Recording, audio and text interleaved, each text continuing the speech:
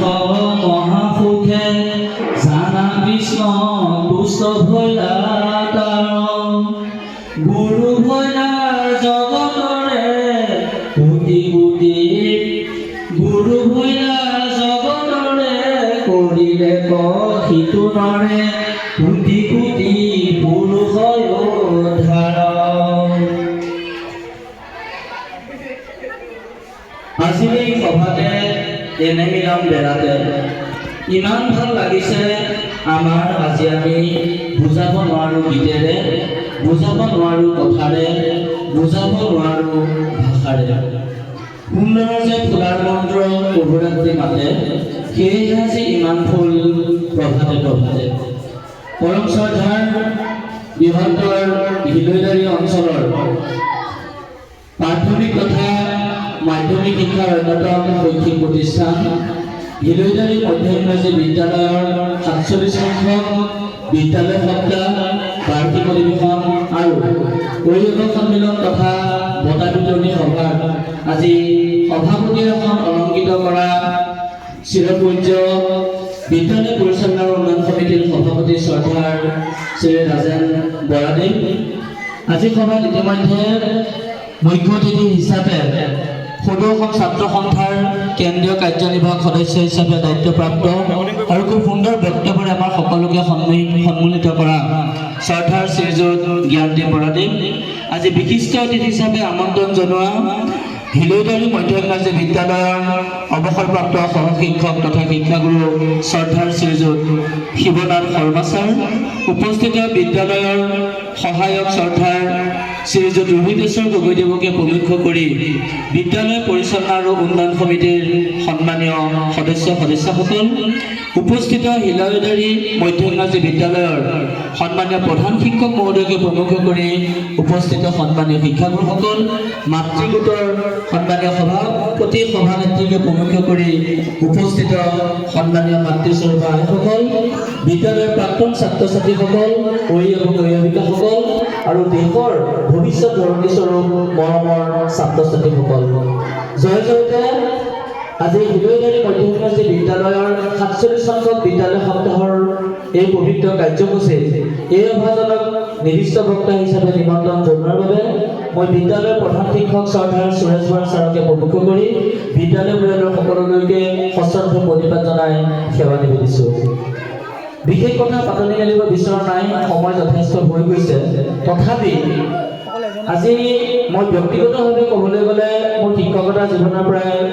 13 বছৰমান অতিক্ৰম কৰা হৈছে, কিন্তু আজি মই এই হিলৈদাৰী মধ্য ইংৰাজী বিদ্যালয়ৰ যিটো অভূতপূৰ্ব পৰিৱেশ দেখিছোঁ,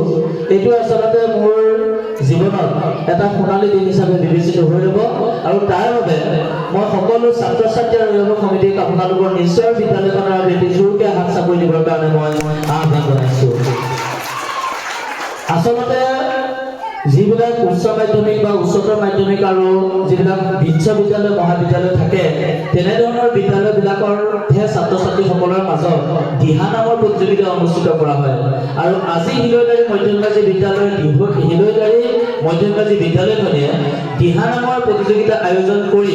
উঠি অহা নৱপ্ৰজন্মৰ ছাত্ৰ ছাত্ৰীসকলক যি আধ্যাত্মিকতাৰ মূল্যবোধৰ বা জাতীয় কৃষ্টিৰ প্ৰতি সন্মান প্ৰদৰ্শন কৰিছে, তাৰ বাবে মই পুনৰবাৰ আপোনালোকৰ নিজৰ বিদ্যালয়খনিৰ কাৰণে এটি হাত চাপৰি দিবৰ কাৰণে মই আহ্বান জনাইছোঁ। ইতিমধ্যে আমাৰ পাচি পত্ৰিকা উন্মোচক মহোদয়ে খুব সুন্দৰকৈ আজি পাচি পত্ৰিকাখনি আৰু ইতিমধ্যে আমাৰ যিখন হাতে লিখা আলোচনীখন উন্মোচন কৰিলে, এইটো আচলতে ছাত্ৰ ছাত্ৰীসকলৰ বৌদ্ধিক দিশৰ যিটো বিকাশ, সেই বিকাশৰ এটা প্ৰতিফলন ঘটে। গাঁও এখন কিমান উন্নতি হৈছে বা গাঁওখনৰ মানুহখিনিৰ মন মগজু কেনেকুৱা, সেই কথাখিনি আমি গম পাওঁ গাঁওখনত থকা নামঘৰটোৰ জৰিয়তে। ঠিক তেনেকৈ অঞ্চলটোৰ ছাত্ৰ ছাত্ৰীসকলৰ শৈক্ষিক ক্ষেত্ৰত কিমান দূৰ আগবঢ়া বা অভিভাৱক অভিভাৱিকাসকলৰ সচেতনতানো কিমান, এই কথাটো আমি অনুভৱ কৰিব পাৰোঁ একমাত্ৰ স্থানীয় সেই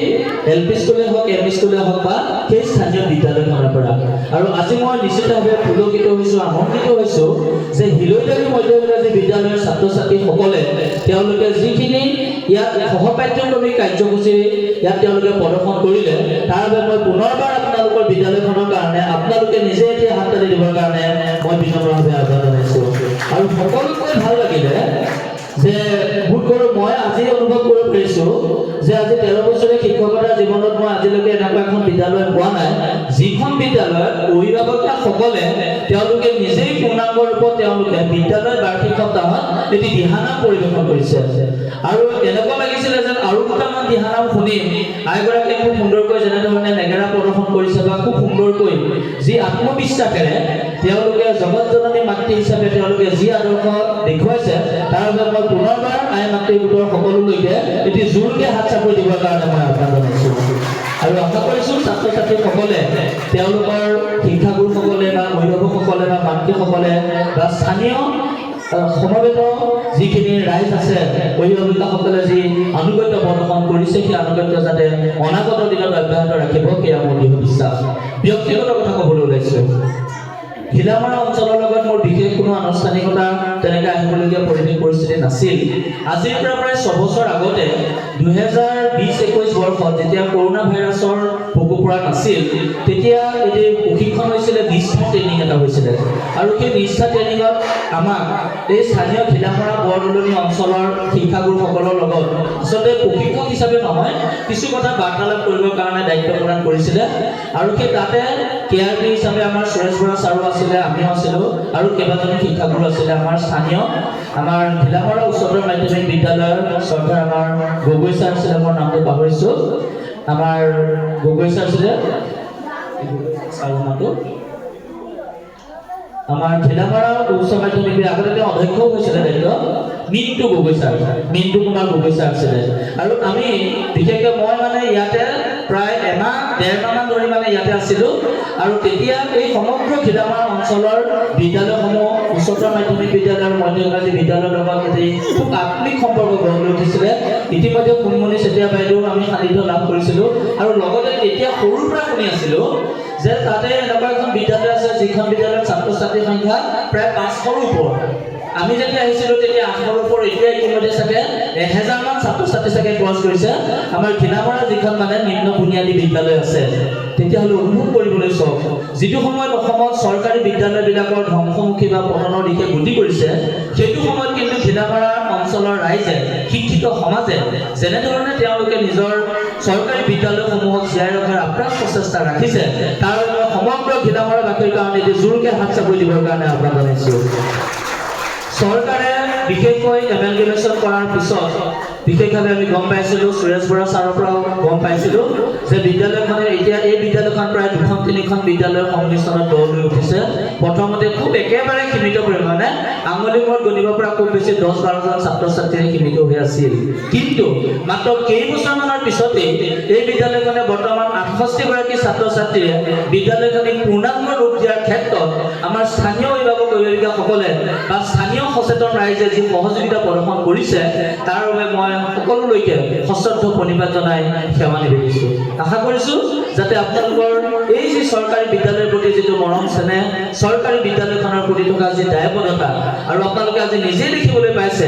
যে যিসমূহ বেচৰকাৰী বিদ্যালয় আছে মাত্ৰ 7টা দিন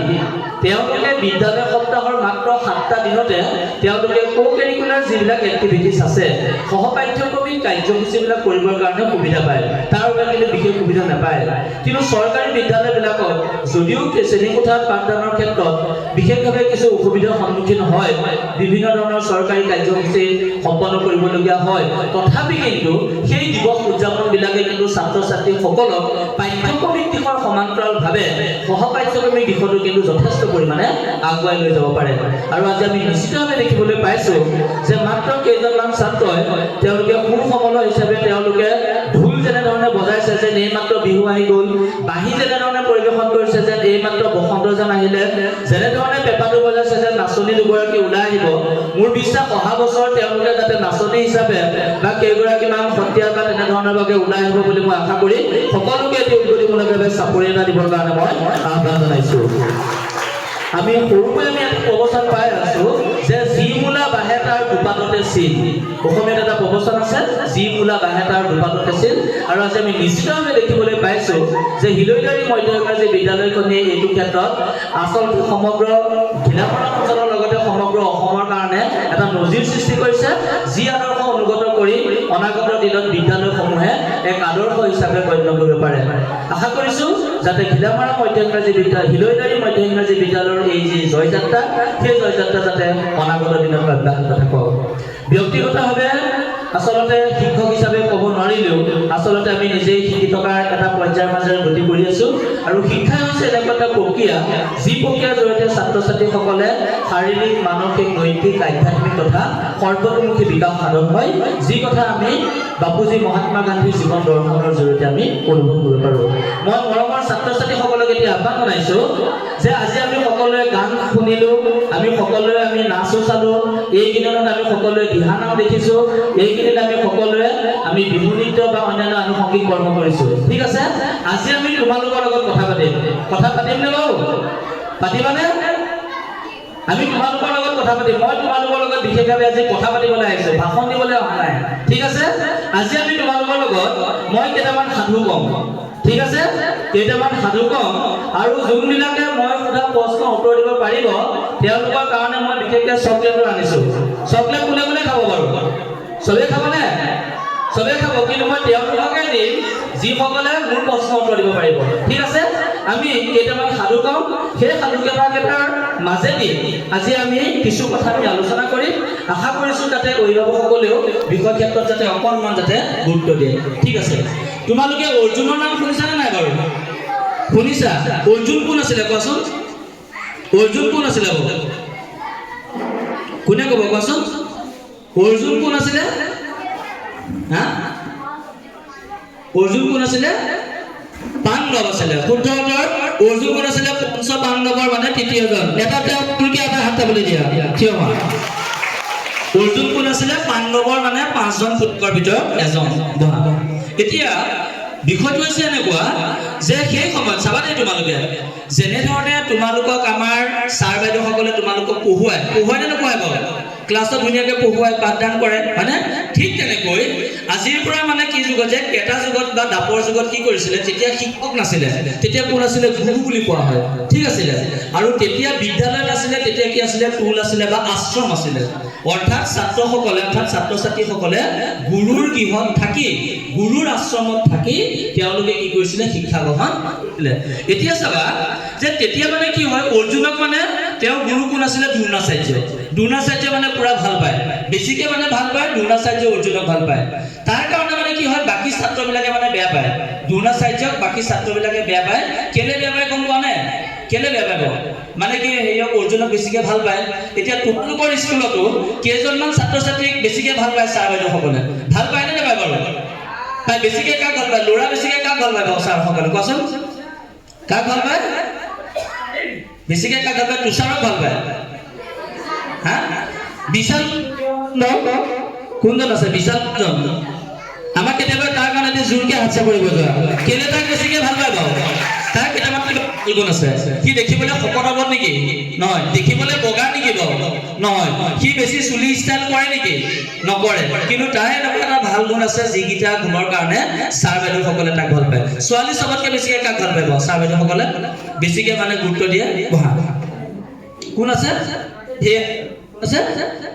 নীলাক্ষী হা কোৱা কোন আছে বেছিকৈ ভাল পায় ছাৰ বাইদেউসকলে অকণমান গুৰুত্ব দিয়ে অঁ কোনো হা লীনাক্ষী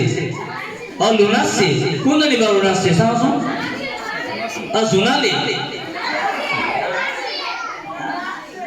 হিমাক্ষী কোনজনী থিয় দিয়াচোন এইকাৰণে জোৰকৈ দিয়ে হাত চাবলৈ বজাই দিয়া তাইক চবে এতিয়া চাবা বহা এই যে তোমালোকৰ ভিতৰত যে সকলোকে ছাৰ বাইদেউ সকলোকে কিন্তু এই ল'ৰাটো আৰু এই ছোৱালীজনীক ছাৰ বাইদেউ বেছিকৈ ভাল পায় কেলে ভাল পায় মই অৰ্জুনৰ কাহিনী কৈছোঁ চাবা এবাৰ মানে কি হ'ল যে গুৰু দ্ৰোণাচাৰ্যই আমি গম পাইছোঁ অৰ্জুনক বেছিকৈ ভাল পায় তেতিয়া মানে সকলোবিলাক শিষ্যৰ মাজত মানে এটি প্ৰতিযোগিতা পাতিলে প্ৰতিযোগিতাটো কি আছিলে তোমালোকে শুনিবা দেই মন দি এবাৰ মানে কি কৰিলে গুৰু দ্ৰোণাচাৰ্যই এই গছত মানে এজোপা আম গছত মানে চৰাই এটা মানে বান্ধি থৈ আহিলে ঠিক আছে গছৰ ওপৰত উঠি চৰাই এটা বান্ধি থৈ বাকী তেওঁ যিমান শিষ্য আছিলে